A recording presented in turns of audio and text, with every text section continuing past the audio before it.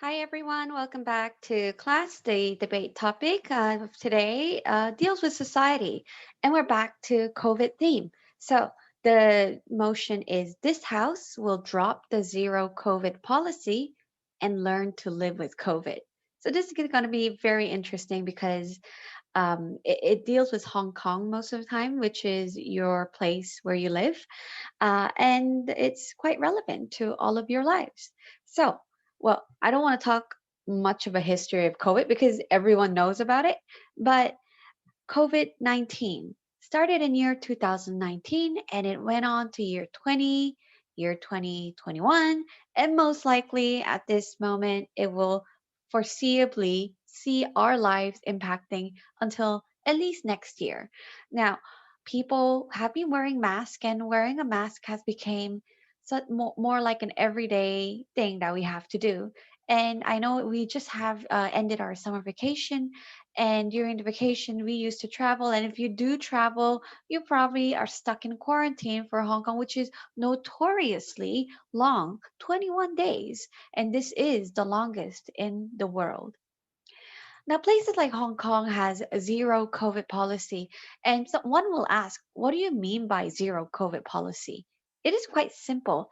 It just means that you're keeping the COVID level to almost zero as possible. Now, this is always going to be impossible to achieve, but at least this is an aspiration and what the government wants to do. So, how can you achieve? Of course, you need to impose a very strict mask wearing policy. And also, as you can see in the picture, social distancings, and you're not supposed to sit more than, let's say, two people per table. And this rule still apply for Hong Kong. And let's say if you see in Hong Kong a COVID case, they will easily shut down the building and require you to have a mandatory testing within 24 hours or even 72-hour window. And if you were ever sitting next to a person who was confirmed with COVID, then there you go. You have to be sent to a government facilities. And they have been pretty rigid about this. So all in all, you can see and you can say that the zero COVID policy is all about taking to extremes, where government will take to extremes to really contain this disease and make sure that there is absolute no spread of any new COVID within internally. And they will also break down these they will have very very high barriers in international travels and isolate the country as much as possible in order to have the COVID close to zero. So what are the countries that has zero COVID policy?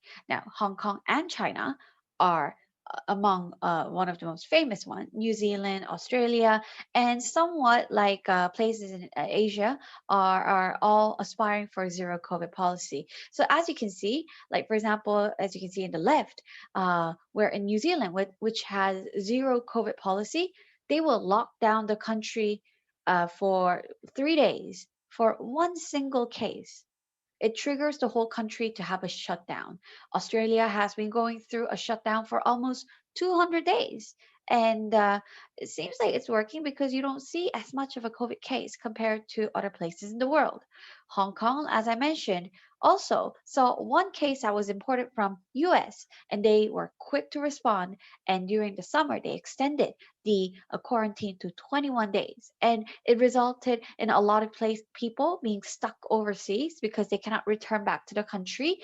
Sometimes they had to give up coming back to Hong Kong on time because they couldn't have the 21 hotel booking at place. So you can see that places like Hong Kong or New Zealand are extreme cases of zero COVID policy where the government will implement. If they see a single case, they will have drastic measures because they see that the risk of spreading COVID is very, very high.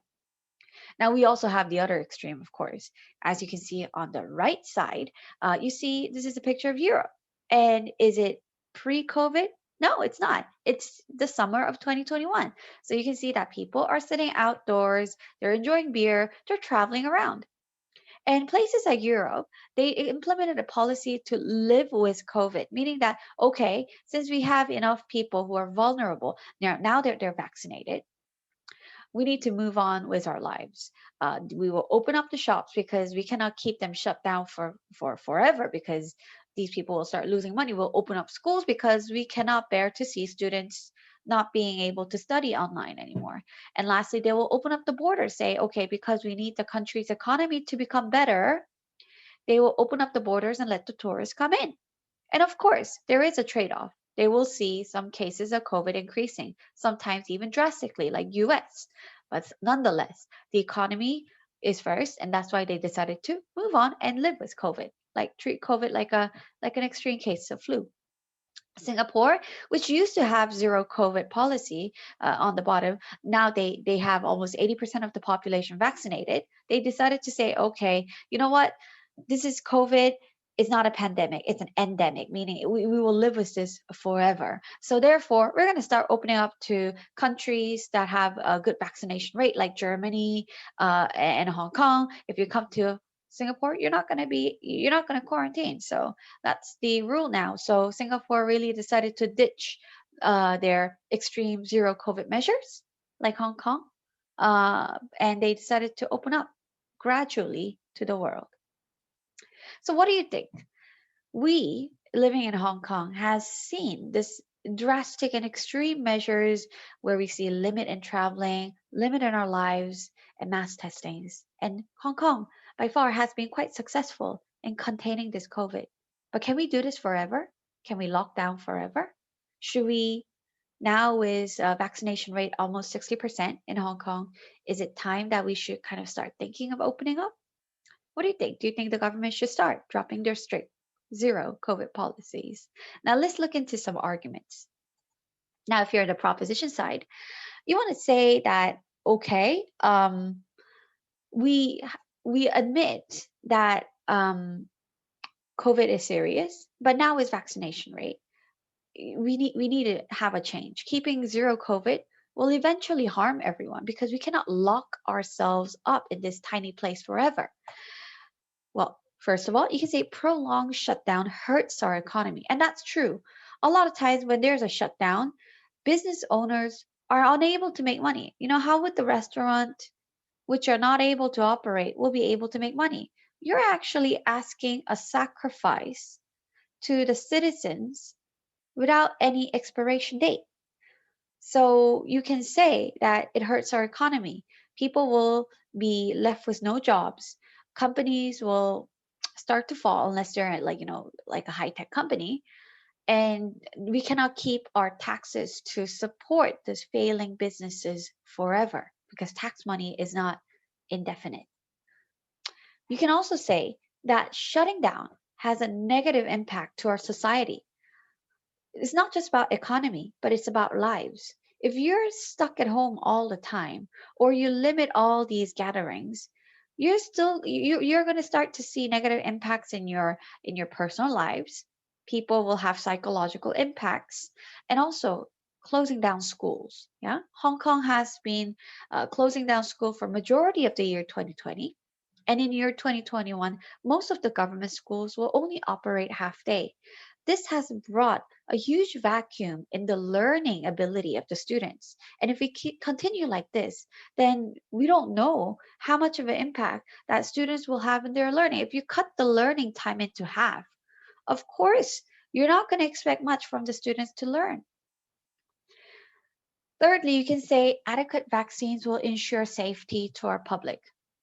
Now, we're not trying to say here that vaccine is always going to be perfect. We saw cases that even if you're vaccinated, you still get COVID. But what we did see, despite having these breakthrough contamination with COVID, is that if you're vaccinated, then if you get COVID, it's a little bit worse than a flu. People won't die from it. It actually prevents tremendously from you dying. Then if everyone is vaccinated or if enough population has been vaccinated, then the next question is, then can't we just treat COVID like flu where, you won't have much of an impact? And we want to say if you're in a proposition, yes, if enough people are vaccinated, then we shouldn't be too much of a scare. We shouldn't be too scared of COVID itself. Lastly, and this is a reality check for everyone, COVID will never end. Just as we saw the Delta variant becoming, rampant, we will see other variant coming and coming and coming. Then the question is, are we going to continue with this shutdown forever? This will frustrate a whole lot of people and hurt everyone. We have to learn to adapt. If government continues to grasp into uh, the zero COVID. Then, for example, in China, they have Olympics in next year, February. How are you going to host the Winter Olympics? So you have to see some sort of change that needs to be initiated by the government. Now let's quickly look into the arguments of the con side. Con side is saying, well, you know what? Yes, things will change, but if you drop it now, it's going to harm, especially places like Hong Kong. So let's look at the argument. First is that COVID is still unknown and dangerous due to variants. There has been some cases where we saw variants of COVID where vaccination is no longer efficient enough to protect that person. We also see that most of the population elsewhere in the world are still very low, like Indonesia, where only 13% of the population is vaccinated.